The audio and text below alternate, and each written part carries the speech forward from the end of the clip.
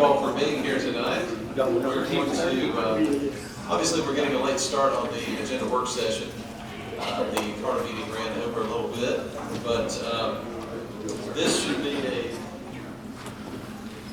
looks like most of the items that we're going to talk about are code-related zoning changes, that kind of thing. And I think Kenny can expedite the process pretty well.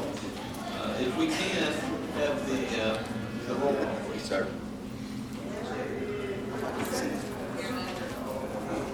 Here. Here. Councilmember Cagle. Here. Councilmember Hilton. Here. Councilmember Williams. Here. Here. City Attorney. Here.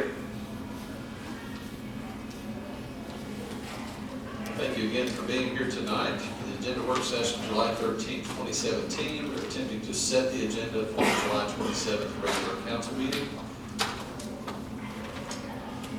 Under old business,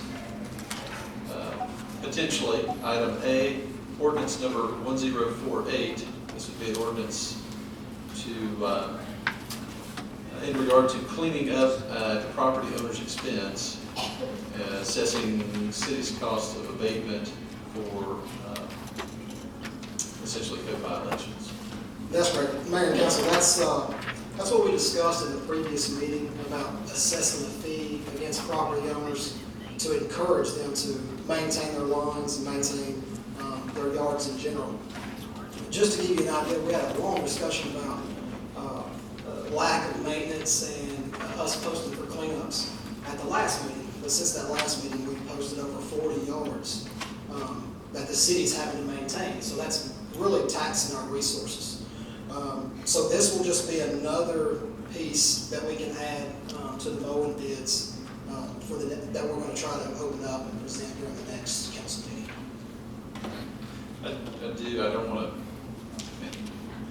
add to your burden, but I was driving through one of the neighborhoods right across the way here, and was going down Rose Street, and there's a house. I couldn't get a street number. It wasn't on the mailbox or on the house. It looks like no one lives there, but the weeds are probably thigh high. Pretty terrible. Like I said, you may have already addressed it, but I just If wanted you didn't see an orange sign in the yard, it may not be addressed, but if you drive back by within a few days, I bet you see an orange sign. Yes, sir. Like I said, it looks like no one lives there. There weren't any cars in the driveway. Looked like the screen door, glass door on the front is just broken. It was just kind of hanging open. The door inside looked like it was shut. Yeah, we'll definitely have staff look into that. Thank you. All right. Do we have any questions in regard to this particular item? Obviously, I'm sure we will have additional discussion when the time comes. The next items on the agenda under new business would be rezoning cases. The first is 401 South Howell Avenue. Yes, Mayor, Council, this was before the Planning Commission on Monday night. Each of these rezoning cases were before Planning Commission this past Monday. 401 South Howell Avenue is a request to rezone from R1 residential to O1 office district. The rezone was unanimously approved by the Commission with the following conditions. 1, vehicular access to be limited to South Terrace. 2, parking shall only be located to the side or rear of the building. Paving at the front yard shall be limited to only approved access drives, which is something that we would maintain. And maintain over their site if they do open that office or business. No dumpsters allowed. Retain the existing residential structure. All lighting shall be directed inwards and shall not exceed 25-foot candles at the base of the lighting stand. And all fixtures shall have full cutoffs to ensure no light spillage onto adjoining properties. Since that's surrounded by residential, you don't want that light spillage onto the other residential properties. And then the last one is number 6 is a 10-foot landscape buffer or screening should be installed at the southern property line abutting a single-family residential. And those are recommendations that came through, and that was approved unanimously along with the rezoning for recommendation to council. That buffer, can it be a fence or 10-foot tall trees? It could be, if you go with the screening that we use with our landscaping ordinance, the 10-foot would be 10-foot of screening, which would be more or less if you use like your Leland cypresses, things of that nature.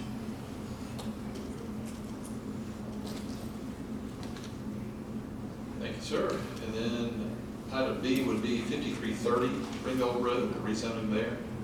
Yeah, this is the rezoning of from general commercial C2 to M3 warehouse and wholesale district. This property is owned by Mr. Emerson Russell. He came to us with a request to rezone to do indoor climate controlled storage of the building. He was only using a small portion of it for his car museum, and he would like to, he's already entered negotiations with a corporation, franchise, should I say, to come in and do the indoor climate controlled storage, but he will own it and still, they'll just manage it. And that recommendation was go from C2 to M3 with no outstanding conditions. That was also unanimously approved by the Planning Commission. Okay, and item C would be a rezoning of 1521 Burns Avenue. The rezoning for 1521 Burns is from R1 to C2. This property is, one parcel already belongs to a current business. The property adjacent to it was a residential lot that codes had several violations against, ended up being condemned. They raised the structure. This company went and bought it, and they want to create a parking lot, just extend our parking lot.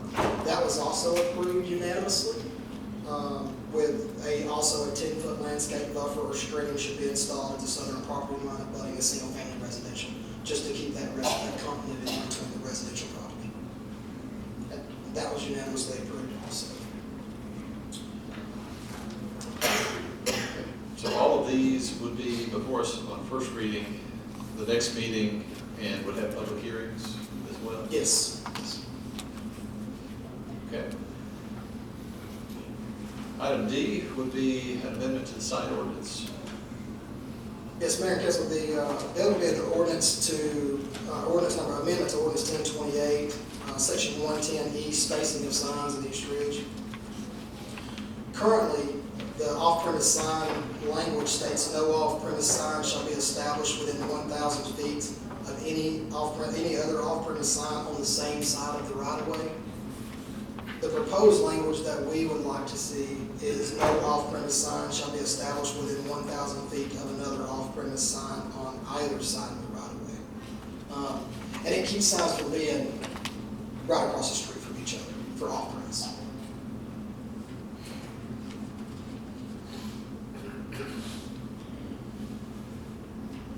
Are there any questions? The last item is going to be a resolution regarding the approval of mowing bids. Yes, sir. Tomorrow we will send out advertisement for mowing bids and contractors. That should open, I believe, on Wednesday the 26th, and we will present those on the 27th at the 27th council meeting.